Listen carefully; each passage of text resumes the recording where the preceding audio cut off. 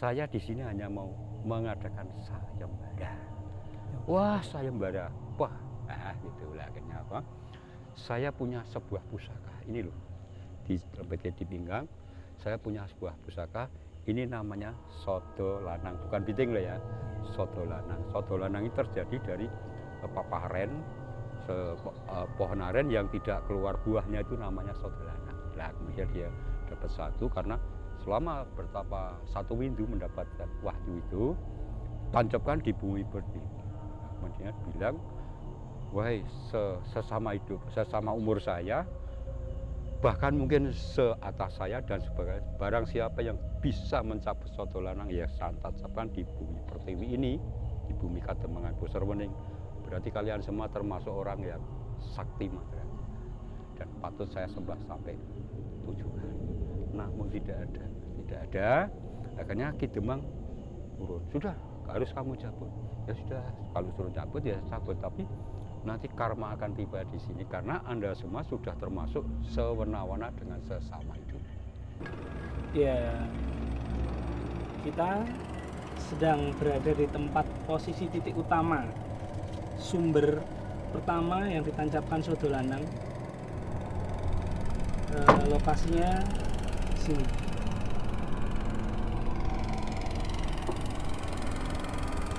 Titik utama.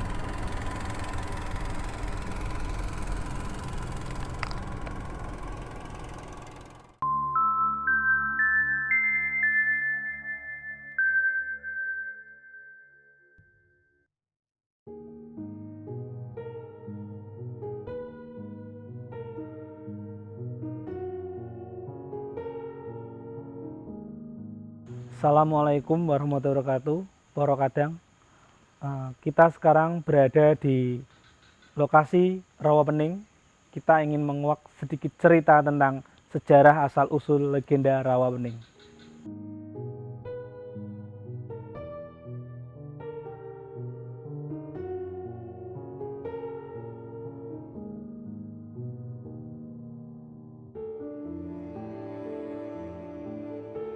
Kami sekarang sedang bersama dengan salah satu sesepuh atau juru kunci dengan Mbah Pandi.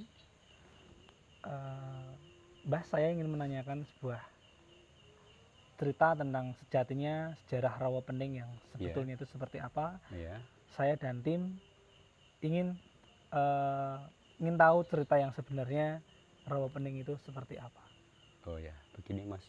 Itu ada Mas Agus ya namanya, Mas Agus. Ini saya selaku pelestari legenda adat istiadat yang ada di wilayah Banyu Biru, Ambarawa dan sekitarnya, Mas. Nah, ini perlu saya berhubung Mas Agus ini bertanya, saya jawab. Nah, jawab saya ini, legenda ini, maaf, bukan kegiatan agama apapun, ini murni legenda. Kemudian tradisi juga, ini murni tradisi ya. Jadi Mas Agus kalau bertanya seperti itu perlu kami jawab. Tapi maaf ya agak panjang sedikit, tidak apa-apa ya. Iya, tapi apa-apa, kita ambil kunci-kuncinya saja atau poin-poinnya saja. Ya. Begini, waktu itu saya mencari narasumber, ya, narasumber di antara lain Mbah Sarman, Mbah Darman, Mbah Suwitorjo, Mbah Darmadi, Mbah Hasim, Ki Samidi dan sebagainya. 6.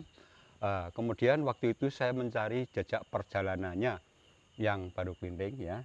Kemudian sampai 17 hari saat itu. Tepatnya tanggal 18 Agustus hari Jumat Legi tahun 1984. Nah, kemudian saya mau mengutarakan karena ya maaf nun saya minta izin dengan beliaunya ya. Begini Mas Agus, dari beberapa sumber itu mengatakan bahwa saat terjadinya Rawapening ada yang mengatakan tahun 8 Saka. Sekali lagi tahun 8 Saka. Itu dari beberapa narasumber ada yang mengatakan seperti itu. Nah, kemudian tempat lahirnya di mana? Tempat lahirnya yakni kalau zaman sekarang itu di daerah Candi Gedong Songo. Pada waktu itu bukan Candi Gedong Songo, di sana ada sebuah sendang namanya Sendang Rogo Jembangan. kemudian berapa abad kemudian diberi nama Sendang Kali Bening. Sekarang dinamakan situs air suci, itulah tempatnya, tempat lahirnya beliaunya. Kemudian ketika lahir itu kan yang melahirkan adalah seorang putri namanya Dewi Ariwulan. Nah, jadi ibunya itu namanya Dewi Ariwulan. Kemudian Dewi Ariwulan itu belum merasa senggolan istilahnya, bersetubuh dengan lelaki manapun, ternyata dia itu hamil. Ternyata hamilnya itu dari kuasa yang maha kuasa. Karena begini, waktu itu ada legenda mengatakan bahwa Dewi Ariwulan itu salah satu murid dari Ki Hajar Salokantoro. Dia ikut menimba ilmu di situ. Kemudian di desanya ada yang mempunyai hajat mantu, kekurangan pisau. Nah, kemudian dia meminjam di tempatnya Ki Hajar Salokantoro, tapi ada wangsit di situ, tidak boleh dipangku. Ternyata dia kelalaian karena kesesalan, kelelahan dan sebagainya, itu terpangku, kemudian hilang. Nah, hilangnya itu bertanya kepada Sang Hajar Salokantoro, hilangnya tidak di kemanapun, tapi masuk dalam perutmu dan kamu akan hanggar bini akan hamil, begitu. Ya, terus setelah hamil, nah ketika hamil itu tidak 9 bulan 10 hari, namun hampir 1 tahun baru melahirkan. Nah, ketika mau melahirkan ini bertemulah dengan seorang kakek di hutan belantara saat itu, namanya kakek Darum. Terus dia ditolong, jangan di sini Nduk, karena di sini tempat hewan yang galak-galak, buas dan sebagainya. Terus dibuatkan gubuk sama kakek Darum, didekatkan sendang, sementara dia disuruh bertempat tinggal di gua dulu, hingga sekarang masih guanya itu. Terus lahirlah seorang, yang dilahirkan itu, maaf, bukan ponang jabang bayi bocah, namun seekor ular. Namun ketika lahir itu ya tidak sebegitu besar. Lah, ketika lahir itu dibarengi dengan hujan, angin yang sangat deras, angin yang kencang, akhirnya langsung membesar dan memanjang. Nah, kemudian bisa toto jalmo. Bisa toto jalmo itu dalam artian bisa berbicara seperti layaknya manusia, kemudian sungkem pada sang ibu dengan menunduk-mendukkan kepalanya, begitu. Bertanyalah kepada sang ibu, bagaimanapun Ibu Dewi Ariwulan ya biung saya yang melahirkan saya, makanya saya bersujud pada biung atau ibu. Kemudian saya bertanya, ayah saya di mana? Lah, waktu itu Sang Hajar Salokantoro itu membijaksanai, sudah nanti kalau bertanya ayahnya katakanlah saya baru bertapa di Gunung Sleker, gitu ya. Tapi membijaksanai itu. Nah, kemudian ketika itu mencari berapa tahun, berapa bulan, akhirnya sampai turun kurang lebih 10 km. Di sana ada tepak ya, batu namanya, batu itu diambah, kemudian disebut Watu Baru Klinding atau Watu Sisik. Di sana masih ada, tepatnya di daerah desa Bongan, Baran Bongan, di jurang sana, di Kali Tempur. Terus dia pas lerep bahasa sekarang maghrib, kemudian ngeleker hingga sekarang menjadi Sawah Selengker. Kemudian pas lerep itu dinamakan Desa Kerep Ambarela. Nah, kemudian turun sampai di Kali Plaret, itu dia masuk bumi blas, judul dimuncul itu. Nah, terus dinamakan Desa Sirah karena sing judul Sirah dulu. Mari ke sana, melok ke kanan, kemudian di sana ada kali agung, kali gede. Dia di situ merendam, terus bertanya pada masyarakat setempat di kanan kiri kali itu, pada takut. Tidak usah takut, saya walaupun ular besar tapi saya bisa tidak akan mongso kamu. Nah, akhirnya ekornya itu di sebelah barat nancap di situ, jadilah sendang, namanya Sendang Petit. Sendang Petit, Belumbang Petit. Petit itu buntut itu ekor. Di sana masih ada sekarang. Itu di daerah Banyu Biru. Di daerah mana Banyu Biru? Banyu Biru, desanya Tawangrejo.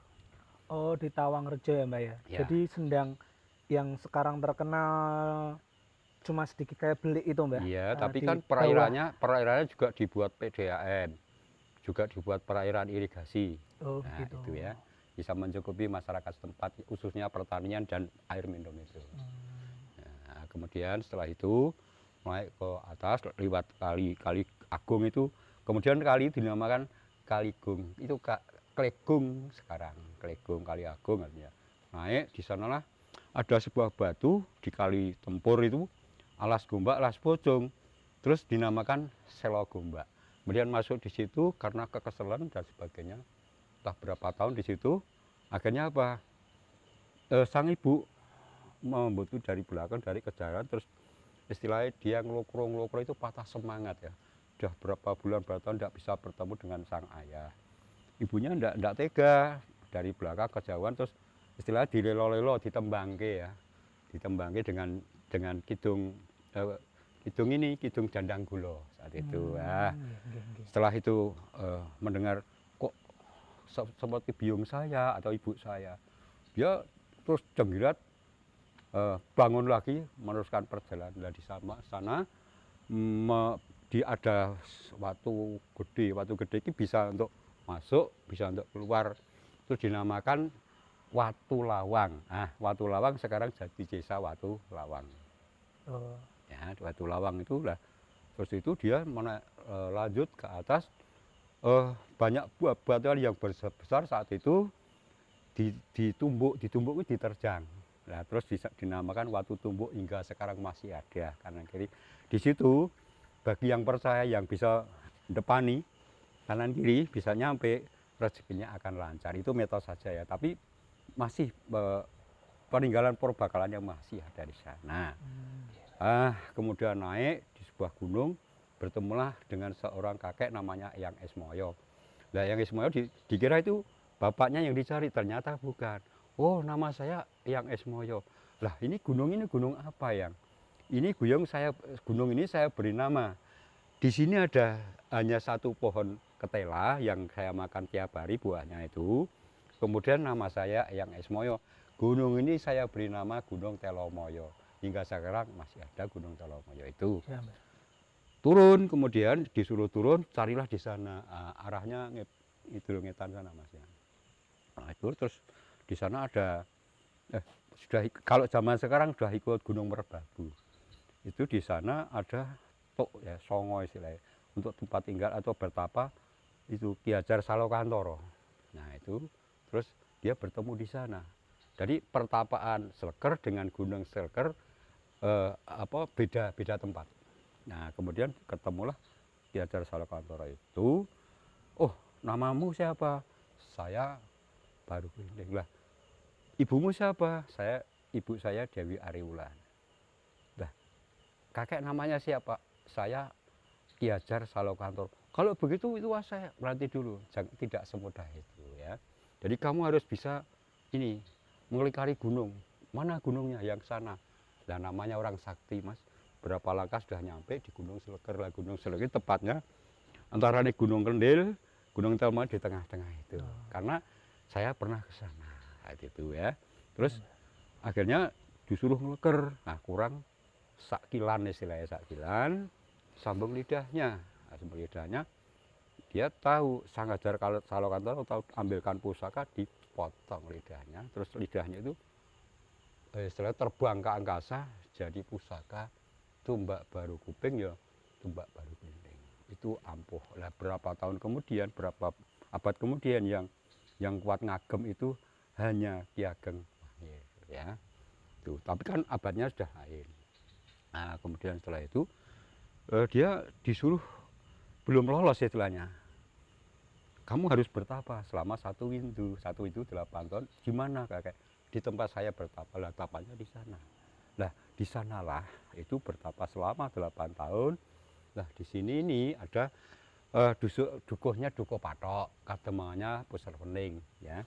Terus punya hajat merti desa. Lah, beberapa puluh pemuda itu disuruh oleh Ki Demang untuk mencari hewan di hutan, berburu, bedak pikat bahasanya dulu ya, berburu.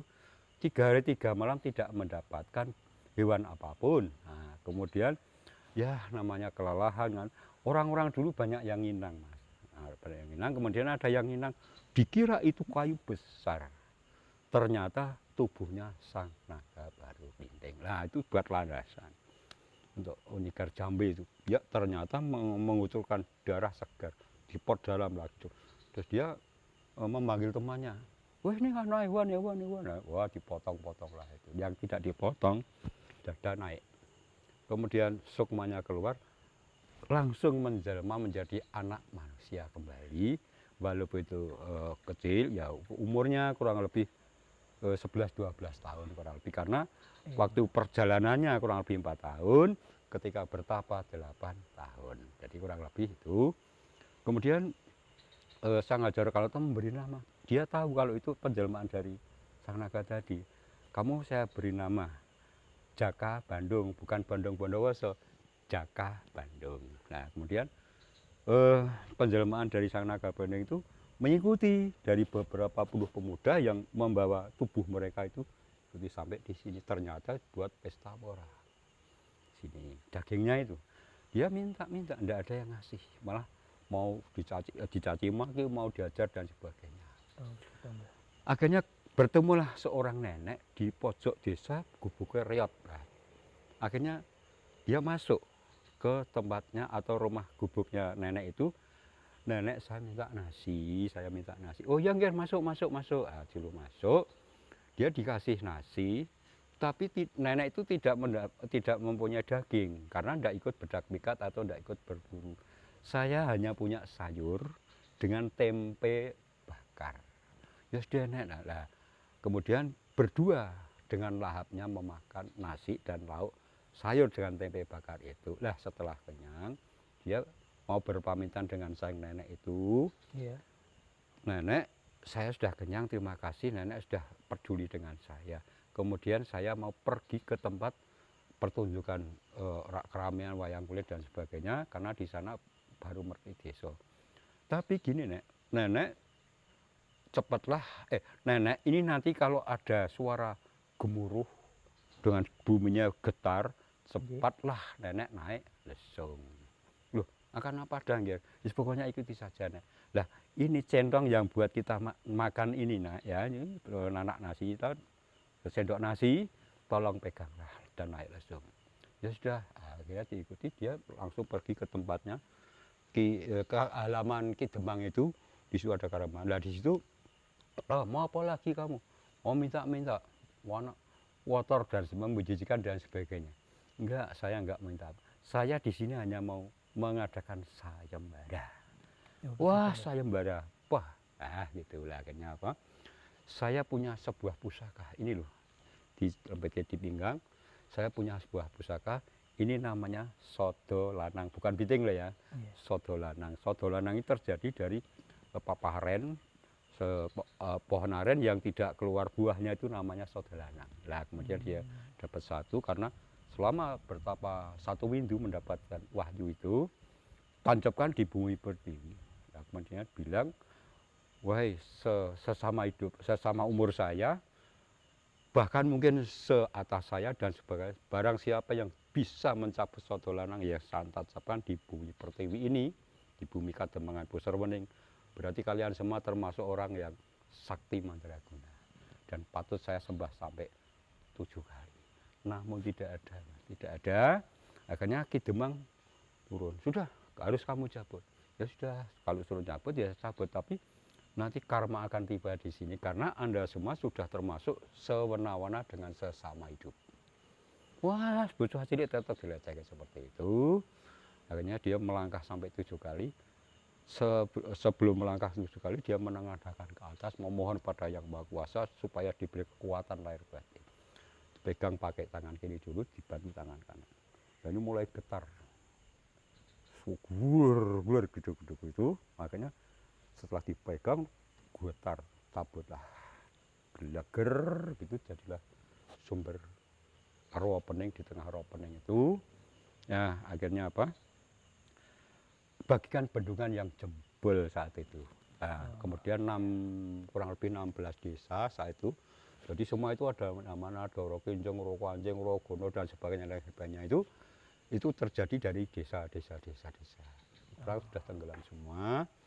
Nah, akhirnya diberi nama Rawa Pening. Rawa Pening bukan Raumet ya, saudara-saudariku semua, bukan Raumet. Iya, Mbak. Rawa Pening artinya itu dari bahasa Jawa ya. Raga nyowo, raga nyawa, raga jiwa. Pen lan ning artinya nang ning nep gitu. Jadi bukan raumet nang ning nep, kita ngepenke sing barang sing ning, ngepenke mengkhususkan dan mengkusukkan nang ning nep itu. Nah kalau sudah menep itu dari bahasa Jawa itu ngilmu lembah mana ya. Akhirnya itu terus nenek tadi larilah ke ujung sana pakai lesung, terus mencari dataran tinggi. Selama itu kan ngambah rowo rowone ombo. Nah terus desa itu dinamakan desa Mbah Rowo, asal kata dari ngambah rowo rowone ombo. Kemudian Nyai Lembah singgah di sana sampai sedonya di sana. Kemudian yang sana itu suara lesung tungtang jadilah desa Tuntang. Ya. Ki Godopa Meling naik ke sini membuat pertapaan bersyukur pada Gusti Yang Maha Agung, akhirnya di sini diberi nama desa Ngentasan, istilahnya untuk mentas ya. Kemudian ada yang lari ke sana. Waktu itu ada, ya saya belum berani menyebutkan, ada sebuah kerajaan kosong ditinggal lungo, akhirnya jadi Kosongo. Kosongo saiki Kesongo, iya. Monggo ya. Jadi itu perbakaannya seperti itu. Itu Mas. Jadi lah terus sabutan Sodolanang itu yang gede itu dilemparkan ke sana, jadilah Gunung Kendali Sodo. Ngeblat arahnya dari Gunung Kendali Sodo. Percikan atau cipratannya jadi Gumuk Sukorini, Gumuk Sukorino. Sekarang Gumuk Bukit Cinta Rawa Pening dan Gumuk Brawijaya. Karena waktu itu ada tokoh besar yang bertapa di Candi Dukuh itu dinamakan Gumuk Brawijaya. Nah, ini Mas, jadi cuplikan ini semoga bermanfaat.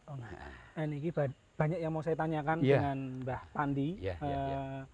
Ini Mbah, banyak versi juga karena versi yang saya dengar dari beberapa artikel juga dari beberapa orang-orang masyarakat sekitar. Itu katanya juga ada yang mengatakan, katanya Rawa Pening ini dulu adalah sengaja dibuat bendungan oleh VOC asal Belanda di tahun 1930. Itu yang saya dengar. Kalau menurut Mbah Pandi itu seperti apa, Mbah? Penjelasan Mbah Pandi bagaimana? Ya, itu juga ada versi itu juga. Ya, itu karena dia tahunya kan sejarah itu. Oh, gitu, Mbah. Tahunya setelah para penjajah masuk. Yang saya katakan tersebut di atas saat terjadinya Rawa Pening kan. Oh, gitu. Nah, setelah menjadi Rawa Pening, berapa abad kemudian itu VOC atau Belanda masuk membuat bendungan, itu kan sudah pembangunan manusia ya. Yang saya katakan dari alam tadi. Jadi saat terjadi Rawa Pening dan sekitarnya. Nah, setelah menjadi Rawa Pening kan bisa dimanfaatkan untuk bendungan, kemudian untuk PLTA dan sebagainya. Itu loh Mas. Ini kan ya itu ya enggak apa-apa kan, tapi ini kan sudah menjadi Rawa Pening dulu. Oh iya. Nah, gitu. Kita ngambil asal usulnya dulu. Jadi lebih dulu ya Rawa Pening dulu. Nah, iya. Terus juga ada salah satu ini Mbah, kisah juga yang mengaitkan mencuplikan, katanya ada yang versinya seperti ini. Katanya itu kan hamil kan ya. Itu hamil kan. Itu tanpa bopo lah. Tanpa bopo itu katanya pusaka yang masuk di dalam perut ya kan. Peso itu tadi kan. Tapi itu sebenarnya itu seperti apa Mbah? Tapi katanya itu sebuah, maaf ya Mbah, mengatakan itu ada sebuah wadi, ular itu perlambang keburukan. Sejatinya itu seperti apa Mbah? Tolong lebih diperjelaskan Mbah. Gini. Ya, kita itu gini aja. Kita itu hidup zaman sekarang. Beliau hidup pada zamannya itu, ya Mas ya, pada zamannya itu. Nah, sekarang kalau diambilkan Sang Yang Agung atau Gusti Yang Maha Agung, itu kan maha bisa toh Mas. Maha bisa. Istilahnya apapun maha bisa ya. Jadi itu mungkin tanggapan dari seseorang atau orang yang belum mengakui sepenuhnya kehidupan pada zamannya. Jadi orang kan banyak yang ngenro-ngenro, monggo lah. Kalau saya itu hanya apa adanya. Jadi kita istilahnya ngelenggono bahwa Gusti Yang Maha Agung itu memang maha segalanya, maha bisa gitu. Jadi kita terima apa adanya saja. Saya mandu ya mandu, saya tidak berani ngowahi istilahnya. Gitu. Terus katanya kan yang sepuh yang di sini itu yang ituan apa ya bilangnya Mbok Rondo ya, itu kok dengan nama yang sejatinya adalah Simbah Nyai Dadapan itu yang sejatinya itu seperti apa, Mbah? Nun sewu. Ya, Mohon maaf, pengen lebih diperjelas saja. Karena semua orang kan hanya makan nenek-nenek atau Iya. mbok rondo. Ada yang makan mbok rondo dadapan, itu juga ada. Itu kan untuk melengkapi ya, untuk melengkapi. iya. Sebetulnya gini Mas, Iya, siapakah nenek yang tadi menolong beliau itu, ya, yang sudah menjadi anak manusia? Ya ini, beberapa tahun kemudian kan sudah makin tua. Bertemu, sebetulnya ya sang ibu sendiri yang sudah menjadi nenek. Makanya nenek tadi terus memberi nama juga Jaka Wening. Jaka Wening. Ya, kalau Kak Ki Hajar Sangotoro memberi Jaka Bandung, kemudian dia memberi Jaka Wening. Jaka Wening ya Jaka Sampurna, Joko Sampurno. Oh, berarti jadi satu orang 3 nama. Satu orang 3 nama. Jaka Bandung, Jaka Sampurno, Jaka Wening, satu orang 3 nama. Terus versi yang sangat fenomenal ini gini, Mbah. Katanya kalau orang main di mana, di Bukit Cinta itu katanya seperti ini. Orang lagi memadu kasih ya, main ke Bukit Cinta, itu kenapa langsung ada mitosnya ya, Mbak ya? Mitosnya itu pisah, putus, renggang, itu kenapa ya, Mbak ya? Wah. Itu mohon maaf, itu kan itu sebuah banyak dari orang-orang tuh banyak juga, dan itu banyak buktinya juga gitu loh, Mbak. Ya. Saya meluruskan, Mas. Ya, Saya gimana, meluruskan. Itu akal-akalnya remaja atau manusia. Oh, begitu. Begini. Waktu itu tahun 80 sekian. Iya. Itu ada orang berpacaran gitu aja. Oh, begitu. Berpacaran, bahasanya sekarang ya, nah biar dengaran yang-yangan, sekarang pacaran. Nah, si pria tadi mengaku dirinya bahwa masih bujang. Oh, begitu. Ya, itu. Nah, kemudian ternyata sudah punya istri. Nah, sang istrinya tersebut mencari, akhirnya ketemu di daerah wisata ini. Nah, kemudian si laki-laki tadi yang mengaku remaja tadi, ini kan terus membuat fitnah. Oh, begitu. Karena apa? Istilahnya kogel. Karena pacaran kok sang istri menjemput marani dia. Nah ini terus dia menyebar fitnah. Nah gini Mas, yang mesti di sini itu tadi harus kelanwun dulu. Ya. Iya. Apapun tujuannya, kelanwun permisi. Kemudian Bukit Cinta ini, Bukit Cinta itu diolah jadi bukti. Tulisan itu loh, Iya. cinta. Sampai di mana cintamu, apa kamu mencintai alam yang ada di Rawapene, Bukit Cinta dan sekitarnya. Kalau kamu sudah mencintai, akan dicintai oleh alam itu sendiri. Jadi di sini kalau niat newetunya mau berpacaran, niat ingin untuk jejodohan, ya jadilah jodoh. Banyak sekali di sekitar sini yang jadi jodoh sekarang. Malah banyak mengadakan reuni. Oh, begitu. Ya benar. Dari kan di sini kanan kiri ada banyak asrama ya. Dari Sipur, dari Kapolri dan sebagainya, FPN dan sebagainya. Ternyata banyak yang jadi jodohnya. Nah, ini berarti ini kan menyebar fitnah tadi. Nah, makanya kalau di Bukit Cinta Rawapene niat newe itu apa? Oh, niat pacaran di situ. Tapi niat hati-hati tak nggo garwaku utawa tak nggo istriku jadilah. Tapi niat iki nung tak gedolan ya jadilah dolanan. Apa yang jadi ucapan mereka terjadilah karena disaksikan oleh alam. Oh, jadi ini ya, Bukit Katresnan atau Bukit Cinta itu kalau niat kita dari awal baik, pasti kita sampai ke pelaminan. Tapi kalau di sini kita kurang ada niat yang buruk, otomatis kita bakalan pisah di sini juga ya, Mbak ya. Dalam artian gitu. Tinggal manusia tadi. Oh, jadi niatnya ya, Mbak ya. Jadi ada suara fitnah, itu suara seperti ini sebetulnya fitnah. Saya ingat tahun 80 sekian ada. Oh iya. Ada itu. Tapi orang mana saya tidak tahu jelas. Mas Mbak Yojo ngono toh Mas, saya gitu. Ini kan menyebar fitnah gitu. Oh, jadi kan ini udah terjawab sudah, Mbak. Jadi kan banyak mitos, bukan mitos ya, mitos juga ya, mitos-mitos itu yang bercampur seperti itu dikait-kaitan gitu, Mbak. Nah. Ya, yang jelas di sini misalkan pacaran atau ya kan, jangan sampai melanggar asusila. Oh gitu, iya. Ya. Jangan sampai melanggar asusila. Pacaran ya pacaran biasa lah. Nah, di situ selama pacaran itu kan disaksikan oleh alam dan sekitarnya. Yes, Nah, di situ memohon, ya mau dengan cara mereka ya ini niat ingsun saya untuk istri selamanya, ya jadilah istri selamanya. Ternyata ada yang punya anak 3, anak 2 dan sebagainya. Ya. Terus ini Mbah, maaf ya Mbah, Ya. tadi kan sebelum kita untuk memulai acara dan pengen tanya-tanya kan, Ya, ya. kita kan titip salam, ibaratnya kita bawa sesaji, dalam artian sesaji itu kembang lah. Ya. Itu kan kembang itu terdiri kembang telon, terus apa tadi? Pinang ayu. Pinang ayu. Ya. Itu makna simbolnya itu seperti apa? Kenapa harus ditaruh di tempat Ki Gede Pemeling satu, yang satu harus di pusat pusaran yang pertama itu? Itu artinya apa Mbah? Saya mau tanya. Ini ya, suatu wujud tradisi kita, istilahnya kula nuwun sama leluhur. Nah, sama leluhur. Terus kita juga berdoa kepada yang Sang Hyang Agung atau Yang Maha Agung supaya kita mau masuk ini diizini. Istilahnya kula nuwun lah. Carane kula nuwun dengan cara diadati ya seperti itu. Jadi kita ikuti pada zamannya leluhur kita seperti itu. Nah, kembang telon itu juga ada arti yang sesungguhnya. Karena kehidupan juga ada 3.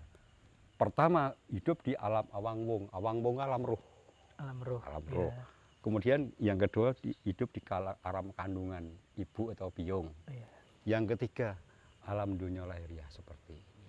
Nah, bisa 3-tiganya itu nggondo arum kaya arume si kembang itu. Kita hidup aja nggawe apa glone wong, aja nggawe pasarane wong. Kalau kita sudah berbaik dengan siapapun, itu kan gondone arum. Oh, okay. Termasuk leluhur kita, gen tetep duwe gondo arum begitu ya. Iya, Mbak. Kendalon itu. Ana kembang kanthil, ana kembang kenanga merah putih. Isone kanthil iki karo ndonga. Oh, pasti isone manjiwa, kita harus berdoa. Ini aja berdoa tok ya karo kerja. Jadi itu sebuah sasmito ya Mbak ya. Jadi tidak bisa ditelan mentah-mentah, ibaratnya itu harus dikaji lagi lebih dalam ya Mbak ya. Nah, terus kinang ayu. Kinang ayu kan terjadi dari apa bahannya ya suruh, ono gambir, ono jet dan sebagainya Mas, ono bako. Lah, nek sudah dikinang dinigit padha rasane. Artinya kita hidup itu tidak sendirian. Ini wajib ngasuh kawruh duneke suruh. Ngasuh kawruh ki sing ora ngerti tak takon, sing rumoso ngerti paringono, sing urung ngerti. Ngoten lho. Dadi suruh ki nek wis dinigit padha rasane, artinya nek ngono uripe padha-padha kawulane Gusti Allah. Oh, jadi makna dari semua itu adalah itu. Kan kebanyakan gini, Mbak. Banyak orang mengartikan itu salah, dalam artian harus pakai ini, pakai itu, kan ada yang mengatakan versinya beda kan itu Mbak ya. Jadi sejatinya seperti itu ya Mbak. Kalau saya itu kan tradisi itu ngemu tegas lah istilahnya. Lah, tegasnya artinya saya katakan tadi. Tapi kita juga tidak boleh meninggalkan leluhur. Karena kita bisa ada hidupnya lantaran saka Yang Maha Kuasa, lantaran bawa biyung kan. Lah bawa biyung duwe mbah lan sak panungal. Kita jangan lupa dengan leluhur. Gitu. Lah leluhur itu dulunya tradisi ya kita itu. Oh, arti yang sebenarnya seperti ini toh, gitu loh. Gitu. Terus apa tadi ada dupa ya, dupa Yunguswa. Nah, itu kan kita berusaha berkomunikasi pada Gusti Kang Maha Agung. Lah Gusti Kang Maha Agung itu ada kan, kita tidak bisa melihat, tapi sekawulasane kita rasakan bersama lah. Makanya kita berupaya dengan itu, istilahnya dari bumi munggah ngawiyat, dari bumi seperti selagek sap itu. Makanya makanya akhirnya kalau orang selamatan diwujudkan tumpeng agung seperti ini. Nah, di situ kan gondo harum ya. Gusti itu maha harum gitu loh. Gitu. Makanya kan kena dinoyo napa ndak bisa kita nyata. Tapi Syekh Rahman Rahimik cara tradisi budaya Jawa itu pakai itu, bukan mengaturkan dengan alam lain. Ya hanya Sang Yang Tuhan ya Gusti Sang Maha Agung. Kita dalam punya permohonan itu biar dikabulkan. Gitu. Iya, Mbak. Berarti ibaratnya yang tadi itu adalah sebuah bekti kita para leluhur ya Mbak ya, dan yang tradisi yang udah pernah ada dilanjutkan dengan anak putu ya ibaratnya gitu ya Mbak ya. Makanya saya katakan di depan tadi, ini bukan kegiatan agama apapun, ini murni tradisi yang ada di Jawa, dan diperuntukkan siapapun yang bertempat tinggal di dalam Jawa. Jadi tradisi itu istilahnya sangat peduli dengan keadaan alam dan isinya. Oh, Ya itu iya. dengan cara mereka masing-masing. Ono yang pakai, tapi tujuannya satu. Iki mau toh Kinangayu tadi lah. Gini kit podo rasane.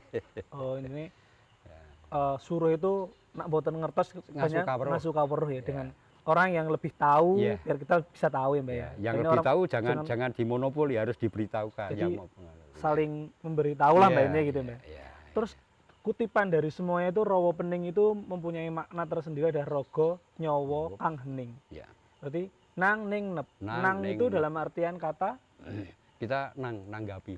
berarti semuanya alam ini kita Ya. benar-benar kita bisa komunikasi Nah, dengan alam. nanggapi. Ning itu Ning kita ya harus mengheningkan cipta dalam ning arti dulu, ning dulu. diam dulu, Ning dulu. Karena merekso kita dulu sendiri ya, sama sang kalau yang sudah ning itu kan menang. di sini bisa merasakan, oh iya ya, semuanya itu lahannya Gusti Allah.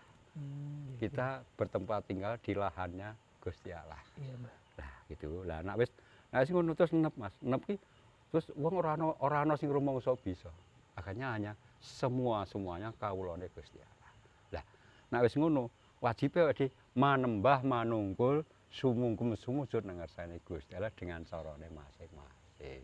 Oh, jadi kutipan dari semuanya ini kalau kita ingin dekat dengan Sang Hyang Wenang, Iya.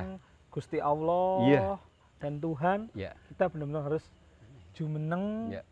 mendekat diri lebih dekat lagi. Kita harus mengheningkan dulu, Iya. kita tahu dulu diri kita dulu, Iya. baru bisa dekat dengan Iya, Sang iya. Pencipta mungkin itu Mbak ya. Jadi kita lebih dulu mohon maaf dulu segala kesalahan kita, kekurangan kita dulu, gitu toh.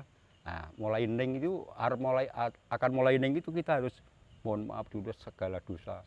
Beribu maaf lah pada Sang Hyang Agung kita karena selama kita hidup banyak kekurangan, banyak kesalahan dan sebagainya. Jadi tradisi Jawa itu seperti itu. Makanya orang Jawa tetap semedi. Terus katanya dulu yang mohon maaf Mbak ya, yang mendalang ketika ada acara pagelaran wayang kulit itu Mbak ya. Iya, iya, iya. Wayang kulit itu kalau tidak salah itu apa benar Mbah namanya itu dalang mantingan. Saya pengen Ya. lebih tahu karena kebanyakan banyak tidak Ya.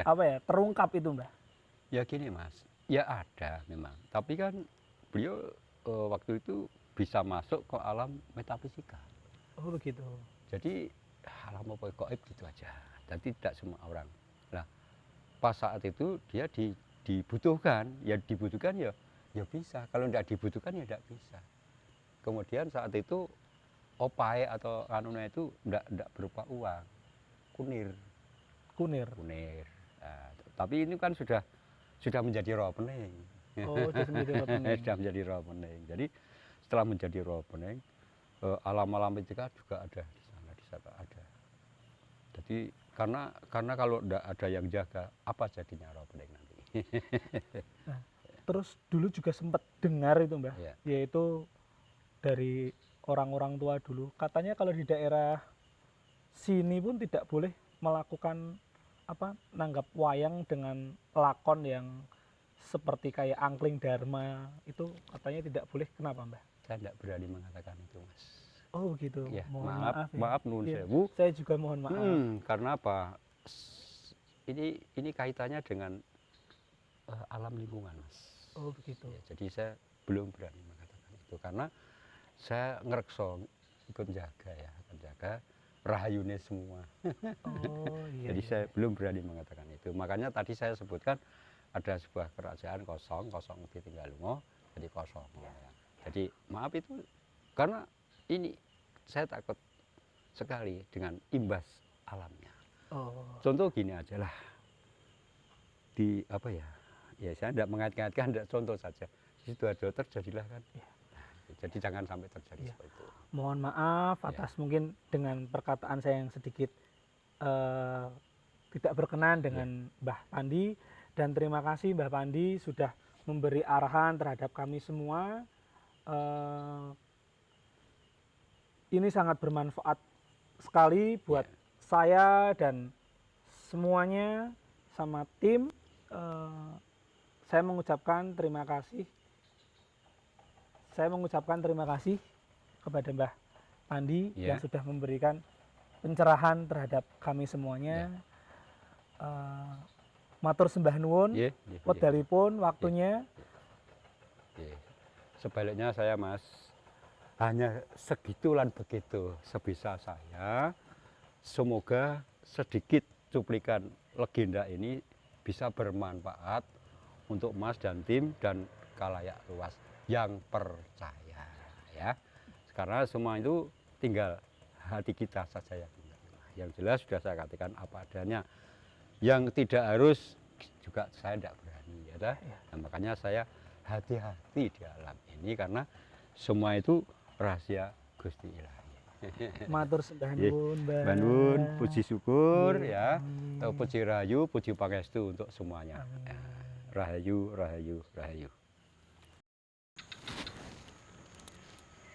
Jangan pernah takut melewati kegelapan, karena setelah gelap pasti akan ada titik terang.